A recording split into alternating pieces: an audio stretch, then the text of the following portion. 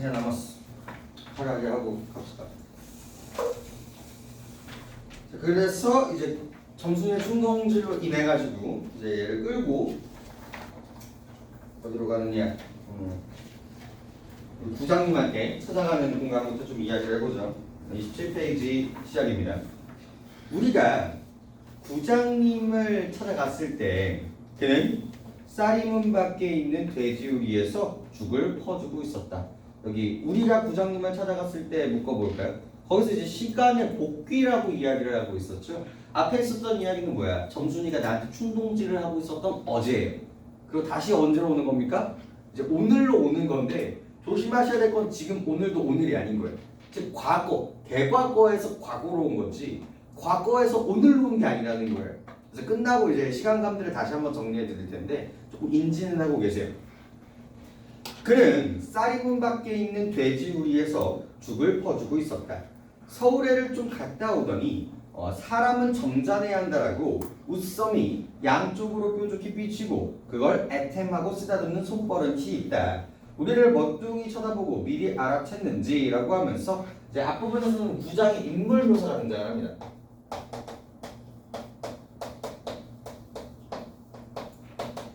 이 사람은 누구 어떤 사람임에도 불구하고요. 이 시골 사람임에도 불구하고 어디 한번 갔다 왔다고? 이 서울 한번 갔다 왔다고? 이 서울 사람들 뭐 하고 있어요? 흉내를 내고 있는 거예요. 이런 모습들이 어떻다라고 얘기를 해야 돼? 조금 웃기다라고 표현을 해야 되겠죠? 그래서 희화화 하는 부분이라고 볼 수 있겠지. 뭐 헐의 헐시, 해악성 이런 것들도 같이 연결되는 부분들이에요. 아유 왜 일들 하다 말고 그래 하더니 손을 돌려서 애템을 후딱 했다. 아이 부장님, 우리 장인님과 처음에 계약하기를 먼저 덤비는 장인님을 뒤다 떼다 밀고 내가 허둥지둥 달려들어 가만히 생각하고 아니 우리 빙장님과 치매 하고 첫 번부터 말을 다시 고쳤다.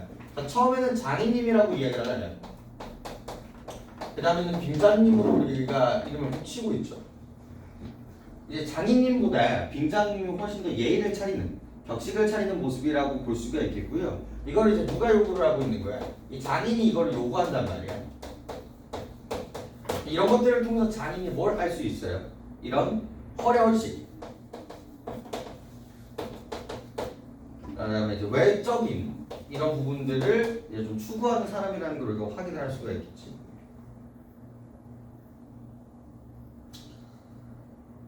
장인님은 빙장님이야 좋아하고 밖에 나와서 장인님 하면 괜스레 골을 내려고 합니다.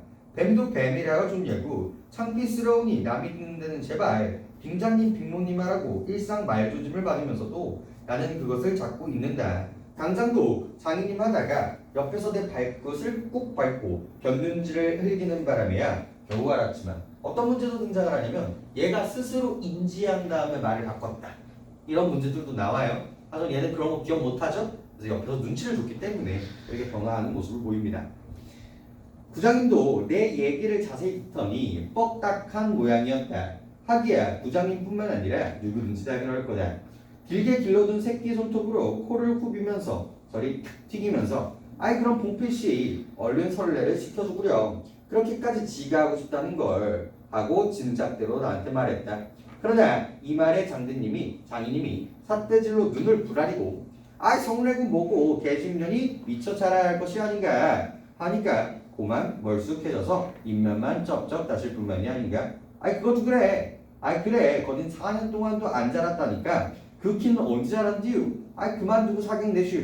아이 자식아 내가 크지 말라고 그랬니? 왜 날 보고 그러냐. 아이 빅모님의 참새만한 것이 그럼 어떻게 애를 낳지유? 하고 장인님은 이 말을 듣고 껄껄 웃더니 그러니 암만 해도 돌씹은 상이다. 코를 푸는 척해도 날 은근히 고르려고 팔꿈치로 옆 갈비뼈를 퍽 치는 것이 아닌가. 더럽다. 나도 종아리를 팔이 쪼는 척하고 허리를 구부리며 어깨로 그 구두기를 확 떠밀었다. 장인님은 앞으로 우질끈하고 쌀이문께로 쓰러질 듯 하다가 몸을 바로 고치고 눈총을 몹시 쏘았다. 이런 쌍년의 자식 가고 싶으나 남의 앞이라서 차마 못하고 서 있는 꼴이 퍽 쟁그러웠다. 자 볼게요. 일단 첫 번째 이 부장의 이제 성격이 나오는 부분이죠. 처음에는 누구의 말을 들어줘요? 나의 말을 들어주다가 이 장인님이 울컥하니까 아이 그것도 그래 이렇게 이야기를 하죠. 이런 성격들을 무슨 성격이라고 얘기하나요? 이랬다가 저랬다가 자기 줏대 없이 왔다 갔다 하는 성격들. 이 부장의 성격 이걸 좀 뭐라고 유유부단하다라고 얘기해요. 남의 말에 이렇게 흔들리는 모습을 보이기 때문에 그렇고요. 그래서 왜 이런 성격이 만들어졌는가 이야기도 전부 다 이제 뭐와 연결되냐면 소장님이기 때문에 그렇습니다. 얘 생각은 결혼을 시켜줘야 된다라고 생각을 해요. 하지만 장인님의 말에 꼼짝도 못하는 이유가 뭐예요? 얘도 역시 소장인이기 때문에 그렇습니다. 이런 부분들을 이제 좀 보실 수 있으면 되겠고요. 그 다음에 이제 해악성을 만드는 부분들이 계속 반복이 돼요. 하나가 이제 빈모님. 얘 나한테는 높은 사람이란 말이야. 근데 얘가 이제 참사람다라고 얘기를 하는 부분에서 이런 부분들도 이제 해악성 유발이 되는 거고요. 그 다음에 이제 장인님과 나의 알게 모르는 외적인 몸다툼이 있죠. 코를 푸는 척하면서 이렇게 친다든지, 팔을 쫓으면서 엉덩이를 민다든지 이런 모습들이 사실 장인과 그런 사위와의 관계는 아니란 말이에요. 그런 부분들에서 전부 다 해악성을 만들어주는 부분들입니다. 그러나 이 말에는 별반 신통한 귀정을 얻지 못하고 도로 돌아와 모두를 부었다. 왜냐면 장인님이 뭐라고 귓속말로 수근수근하고 간 뒤다. 부장님이 날 위해서 생각보다 되게 중요해요. 부장님이 날 위해서 사실 날 위해서가 아니죠. 다 순진한 성격들을 보여주는 부분들이고요. 조용히 데리고 와서 다음과 같이 알려주었기 때문이다. 뭉태의 말은 부장님이 장인님에게 땅 두마지기를 얻어붙이니까 그의 꾀였다라고 하지만 난 그렇게 생각하지 않는다. 자, 여기서 이제 어리숙한 모습이 나와요. 그리고 여기서 이제 포인트 뭉태도 나오고요. 뒤에서들 나오는데 뭉태의 역할 를 조금 고민할 필요가 있어요. 아까 이 작품 인칭이 1인칭 주인공 시점이라고 이야기했었죠. 1인칭 주인공 시점의 단점이 뭐였어? 자, 아예 내면 심리밖에 몰라요. 그러니까 이런 객관적인 상황에 대해서 우리는 인식할 수 있어요, 없어요? 없단 말이에요. 그래서 이런 것들을 조금 보조해주는 수단으로서 이 뭉태가 등장을 해요. 얘가 무슨 역할을 하냐면 객관적인 정보를 전달하는 역할을 하게 되는 겁니다. 여기 있는 가로치기 부분에서도 마찬가지고요. 이 부장이 하는 행동이 왜 그렇게 했는지에 대한 이유에 대해서 설명을 해주게 되는 거예요. 이런 부분에서. 그 다음에 난 그렇게 생각하지 않는다. 이런 부분에서도 간접 제시, 성격의 간접적인 제시라는 걸 우리가 확인할 수 있겠죠. 자, 그리고 그 다음에 별 5개입니다. 부장이 나를 설득하는 방식이 나와요.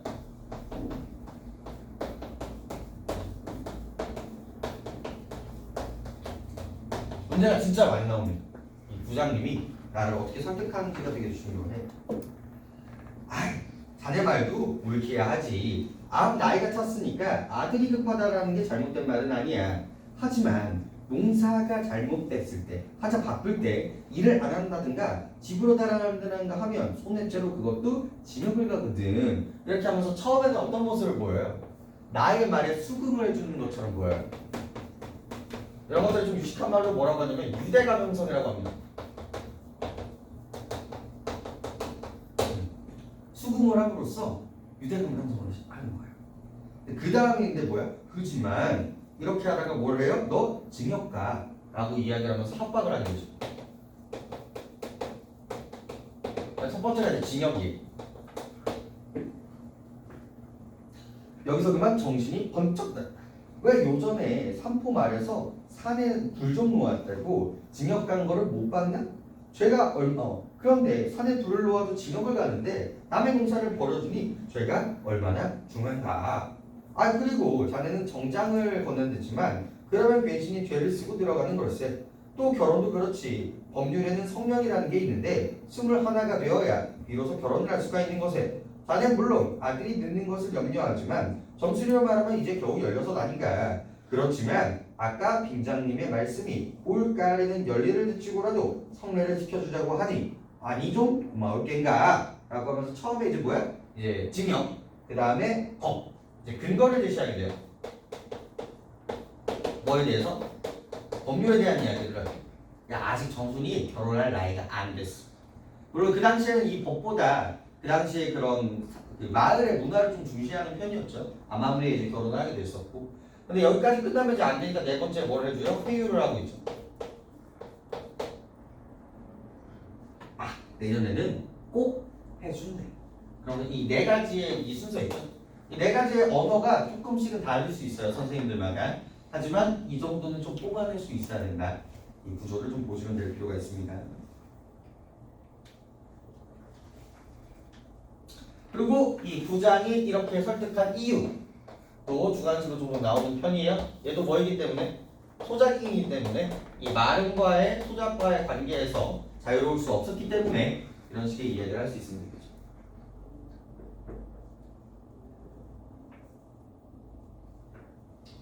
여기서 뭐 회유, 타협안 뭐 이런 얘기들이 나와요.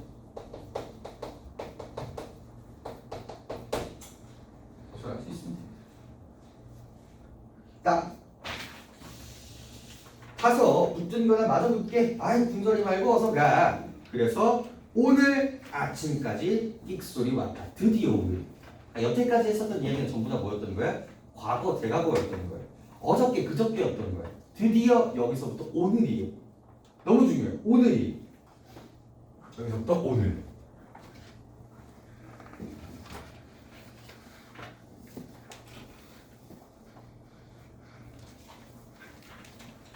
봐봐. 그저께 뭐가 있었던 거야? 점순이에 춘궁질이 있었던 거예요. 이게 있었던 거예요. 그리고 어저께 뭐예요? 어디 갔다 온 거야? 우리 구장님 보러 간 거예요. 우리 구장에서의 담판을 하는 거고요. 지금 어디에요? 오늘 온 거예요. 그리고 심지어 오늘 아침이죠. 이렇게 온 거예요. 그리고 저 그저께 뒤에도 언급이 됐었거든요. 그저께 뒤에가 언제였어요? 지난 연도에 뭐라고 나오나? 지난 가을이라고 나오지 않나요?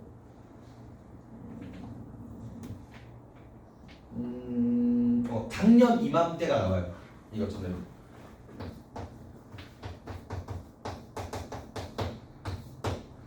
이때 뭐 있었어요?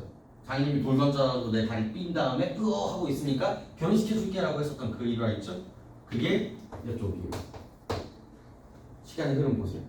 그래서 얘기하다가 여기로 뾰로롱 갔다가 여기 얘기하다가 뾰로롱 갔다가 그죠? 다시 어디로 왔어요? 여기 왔다가 다시 여기로 오는 거예요. 이 왔다 갔다 하는 시간 순서가 되게 중요해요. 그 다음에 장인님과 내가 싸운 것은 지금 생각하면 전혀 뜻밖의 일이라고 안 할 수 없다. 장인님으로 하자면 요즘은 장인들에게 행세를 좀 하고 싶다고 해서 돈 있으면 양반이제 별게 있느냐 라고 일부러 아랫배를 툭 내밀고 걸음도 뒤틀리게 걷고 하는 이 판이다. 이까지쯤 나쯤 뚫리다가 남의 땅을 가지고 뭐처럼 닦아 놓았든 방을 망친다는 듯이 할 어른이 아니다. 또 나로 논자면 아무쪼록 잘 보여서 점순이에게 얼른 장가를 들어야 하지 않겠느냐라고 나오죠. 돈 있으면 양반이제 별게 있느냐? 어떤 이야기가 나올 수 있어요. 신분제도가 문란해졌다는 것도 확인할 수 있고요. 배금주의, 물질 만능주의 같은 것들도 우리가 언급할 수 있는 부분이에요.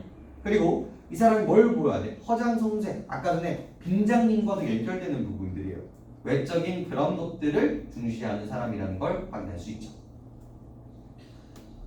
그리고 이제 이 사람은 그리고 장인에 대해서 제대로 알아야 몰라요? 제대로 모르고 있는 사람이에요. 다 어리숙하고 순진한 성격 자꾸 체크하시면 되겠고요. 자, 이렇게 말하면 결국 어젯밤 뭉텐의 집에 멋을 간 것이 썩 나빴다. 자, 그러면서 갑자기 또 여기 사이에 껴있게 되는 거죠. 여기 사이에 어제 저녁이 만들어집니다. 어젯밤. 그리고 여기 오늘 아침. 뭐가 있어요? 뭉테네로 간 거예요. 이제 뭉테네에서 무슨 일이 있었는가? 낮에 부장님과 앞에서 장인님과 내가 싸운 것을 어떻게 알았는지. 그래서 이거 같은 날이죠? 이렇게. 어떻게 알았는지 대구 빈정거리는 것이 아닌가? 아이 그래 맞고도 그걸 가만둬? 아이 그럼 어떡하니? 이마 공필이 목을 딱 거꾸로 박아놓지 뭘 어떡해? 하고 괜히 나 대신 화를 내가지고 주먹질을 하다가 등잔까지 쳤다.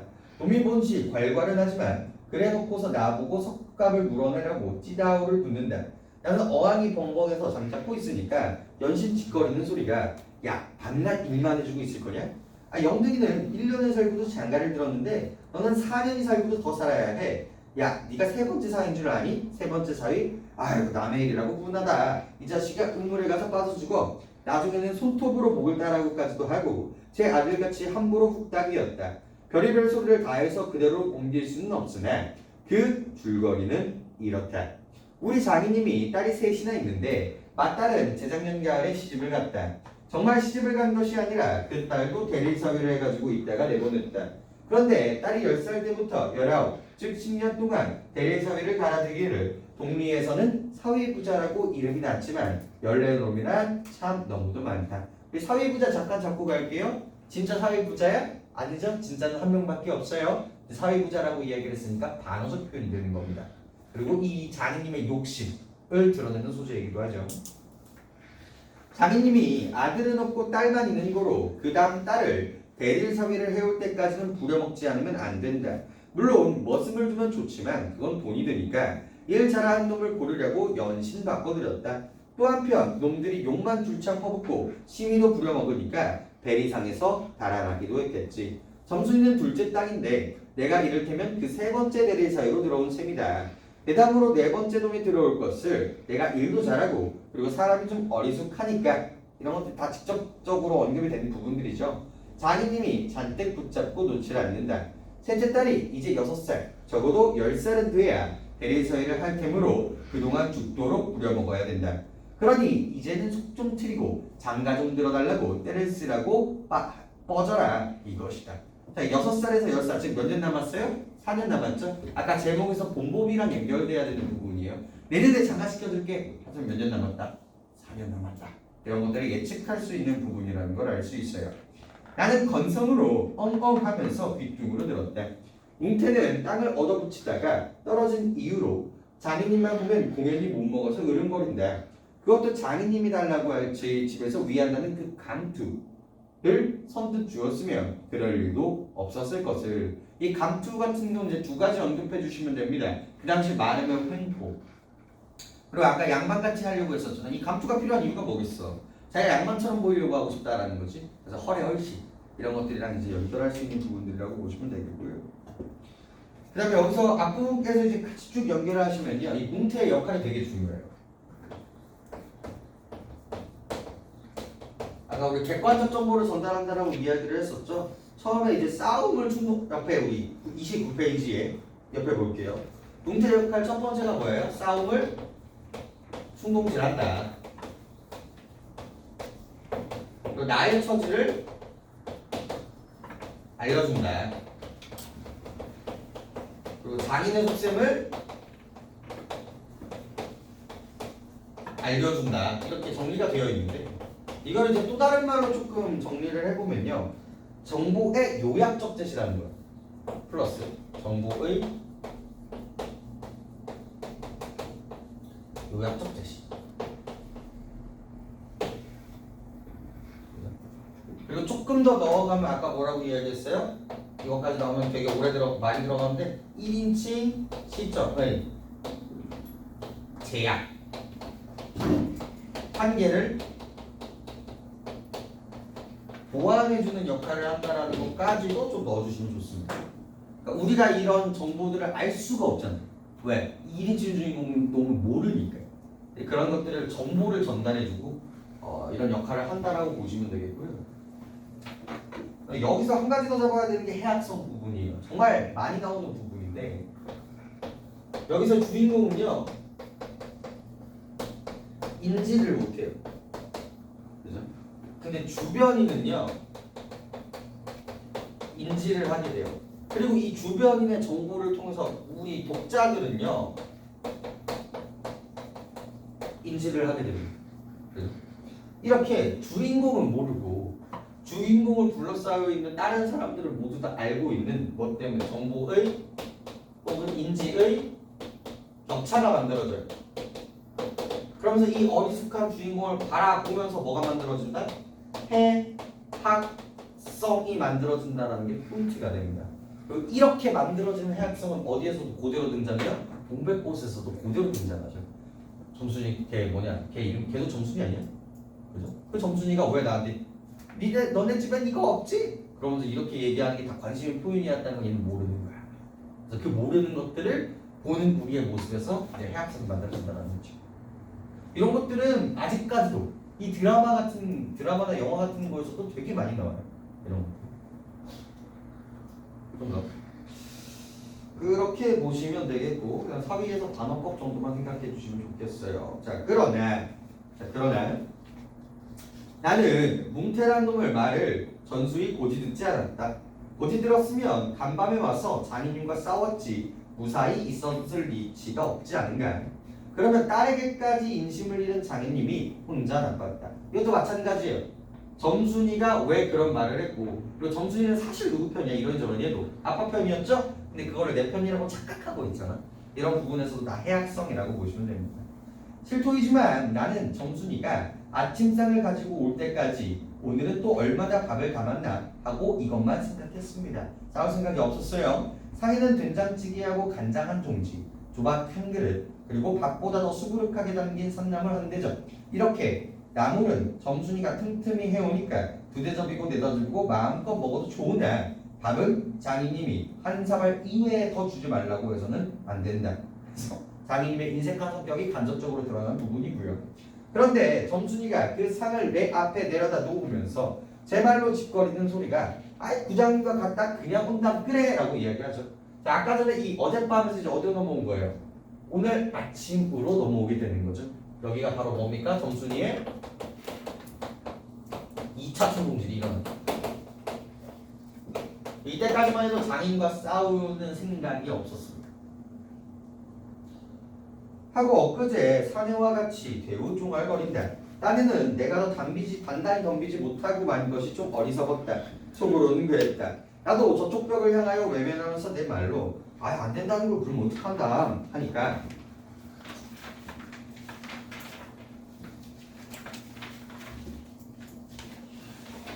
아이 쉔을 잡았어 그냥도 이 바보야 하고 얼굴이 빨개지면서 성을 내면서 안으로 셀쭉하니 뒤틀려 들어가지 않느냐. 이때 아무도 본 사람이 없기니까 망정이지 보았다면 내 얼굴이 애미 잃은 황새새끼처럼 가엾다고 했을 것이다. 사실 이때만큼 슬펐던 일이 또 있었는지 모른다. 다른 사람들이 암만 못생겼다라고 해도 괜찮지만 내 아내들 점순이가 병신으로 본다면 참 신세는 따분하다.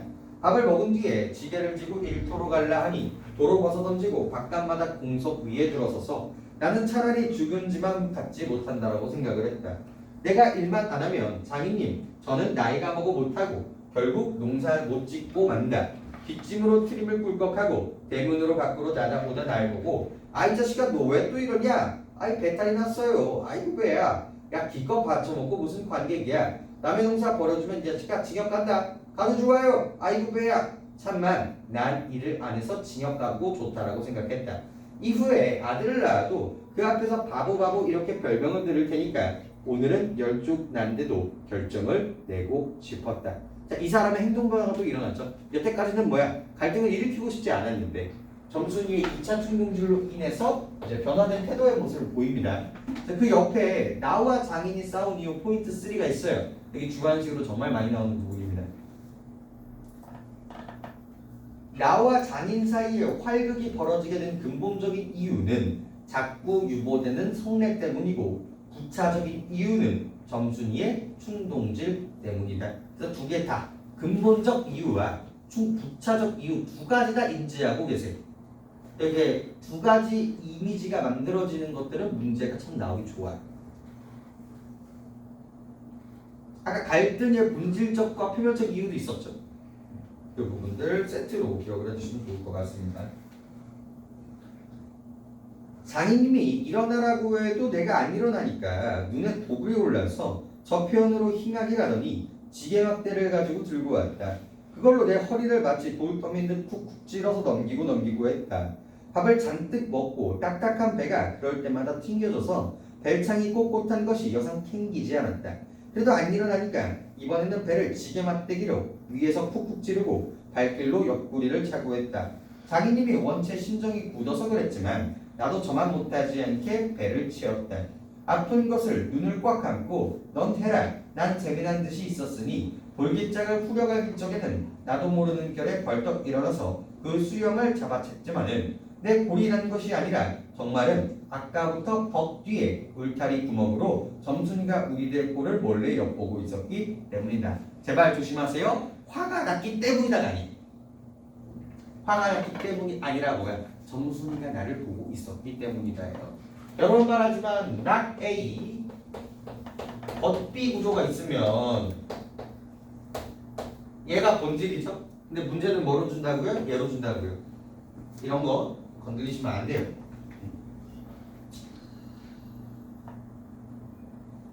가뜩이나 말 한마디 똑똑하게 못하고 바보라고 얘기를 하는데 몇 가지 잠자코 만든 것을 보면 진짜 바보라고 할 것이 아닌가. 또 점순이도 미워하는 이까지 장인님, 아까 전부터 이놈의 장인님이랑 딱 연결되는 부분이에요. 이 아무것도 아니니까 막 때려도 좋지만 사정 모아서 수염만 채고 저기까지 잘 들리도록 아 이걸 불태워버릴까 보다 하고 소리를 쳤습니다. 자기님은 더 약이 바짝 올라서 작은 지게 막대기로 내 어깨를 그냥 내려갈겼죠. 정신이다 아찔하다. 다시 고개를 들었을 때 그때는 나도 온몸에 약이 올랐다. 이 녀석의 장인님을 하고 눈에서 불이 퍽 나서 그 아래 밭 있는 넉알로 그대로 떠밀어 불러버렸다. 기어오르면 불리고 불리면 기어오르고 이러기를 한 너답법하며 그럴 때마다 부려만 먹고 왜 성례를 안아주요? 나는 이렇게 고령했다. 하지만 장인님이 선뜻 오냐 내리라도 성례시켜주마 했으면 나도 성가슬 걸 그만둘지 모른다. 나야 이러면 때린 것 아니니까 나중에 장인을 쳤다라는 누명도 안들을 터이고 얼마든지 해도 좋다. 이 교과서에서는 정말 많이 나오는 문제 중에 하나예요. 이때 서술자의 감정이 뭐냐? 그럼 타협적 태도라는 이야기를 쓸 수 있으면 됩니다. 내가 점순이 때문에 싸움을 일으키기는 했지만 좀 때리는 건 좀 아닌 것 같아요. 이런저런 해도 장인님한테 나쁜 생각이 없는 거야 얘는. 그래서 타협적 태도라는 조금 어색한 말을 기억을 좀 해주셨으면 좋겠고 한 번은 장인님이 헐떡헐떡 기어 올라와서 내 바닥가짐을 이렇게 노리고 단박 움켜쥐고 말했다. 악 소리를 내고 나는 그만 세상이 핑 도는 것이 아 빙장님 빙장님 빙장님 야 이 자식아 잡아먹어라 잡아먹어 아 할아버지 할아버지 살려줍시오 하고 두 팔을 허둥지둥 내들 적에 이마에 진땀이 쭉 내솟고 인젠 참으로 죽나 보다 했다. 그래도 자기님을 놓지 않더니 내가 기어이 땅바닥에 쓰러지니까 까무러치게 되니까 놓는다. 더럽다 더러워 이게 장인님인가? 나는 한참을 못 일어나고 쩔쩔맸다. 그러다가 얼굴을 들이 사지가 부르르 떨리면서 나도 엉금엉금 기어가 장인님의 바지가랑이를 꽉 움키고 잡았다. 일단 이 장인님이 나의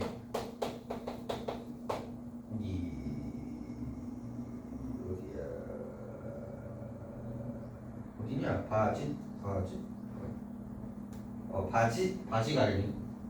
바지가랭이를 우리 급소를 잡는 것 자체가 어떤 모습이에요? 되게 웃긴 모습인 거예요.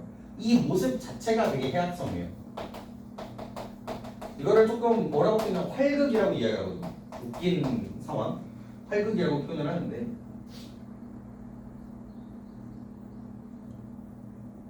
이런 부분들이라고 볼 수가 있겠고요. 그 다음에 처음에 이제 빙장님이라고 이야기를 하다가 이걸 이제 할아버지라고 부르죠. 더 높은 표현인 거예요. 이런 것도 이제 언어의 모순이기도 하고요. 할아버지가 아닌데 할아버지라고 부르니까 이런 것도 전부 다 뭐예요? 다 해악성을 만드는 포인트들이라고 보시면 됩니다. 그러니까 여기서 어지간한 것들은 해악성을 만든다라고 볼 수가 있는데 문제가 가끔 해악성을 만들지 않는 것들을 해악성을 만든다라고 하는 문제들이 있어요. 그래서 뭐가 해악성을 만드는지를 조금 정리할 필요는 있습니다. 여러분들 문제를 풀면서. 그다음에 여러분들이 조금 아셔야 되는 개념들이 조금 더 있어서 좀 설명을 드리는데 이런 얘기들이 있어요. 단 언어적 표현 문제를 풀 때 좀 필요해요. 그다음에 비언어적 표현 이게 화작문에서도 많이 나오는 표현인데 얘는 언어의 반하다고요. 얘는 언어가 아니다라는 뜻이라고 생각을 하시면 되거든요. 그러니까 언어가 아닌 것은 행동이에요. 행동. 몸짓, 발짓, 표정 이런 것들. 그리고 언어에 반대되는 거라고 생각하면 얘는 어투예요. 억양, 높낮이, 소리, 호흡 막 이런 것들거든요.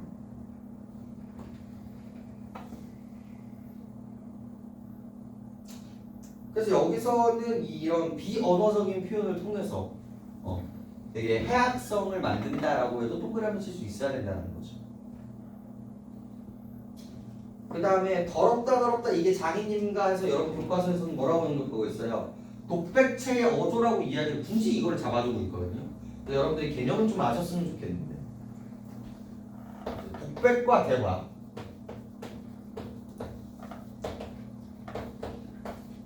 독백체와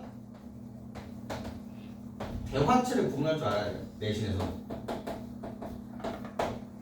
일단 독백과 대화는요 물리적인 개념이에요. 독백이라는 건 말 그대로 혼자 얘기를 해야 되고요. 말 그대로 누구만 있어야 돼. 화자만 있어요. only. 대화는요 무조건 2명 이상이어야만 합니다.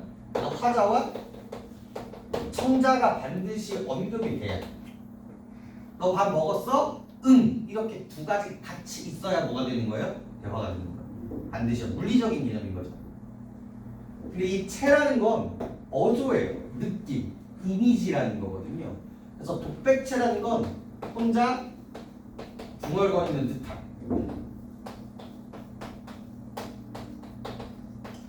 대화체는요 청자가 없어도 돼요. 나 혼자 있지만 독백이지만 뭘 하면 돼? 말을 건네는 어조. 마치 청자가 있는 것처럼 만드는 느낌만 들어도 뭐라고 할 수 있어요? 대화체라고 이야기를 할 수가 있는 거예요. 봐봐. 아이야, 물론이 어디요? 나는 여기인가 하노라. 대화체예요, 독백이에요? 독백이에요. 왜? 아이가 대답 안 했거든요. 근데 독백체예요, 대화체예요? 대화체예요. 마치 청자가 있는 것처럼 말을 건네고 있거든요. 이런 맥락을 정확하게 아시면 되는데 여기서는 독백체라는 개념을 쓰고 있어요. 더럽다, 더러워, 자기 혼자 중얼거리고 있으니까 이런 부분들을 독백체고요. 사실 글의 전반적인 이야기는 거의 독백체가 맞아요. 혼자 중얼거리고 있으니까. 근데 내신에서 굳이 이 부분을 찝어서 독백체라고 얘기를 하고 있으니까 조금 기억은 해두세요. 그리고 이제 반격을 하죠. 이 행동을 통해서 이 장인 어른의 급소를 잡는 걸 통해서 이제 활극의 그런 절정이 극대화가 되고 있습니다. 내가 머리가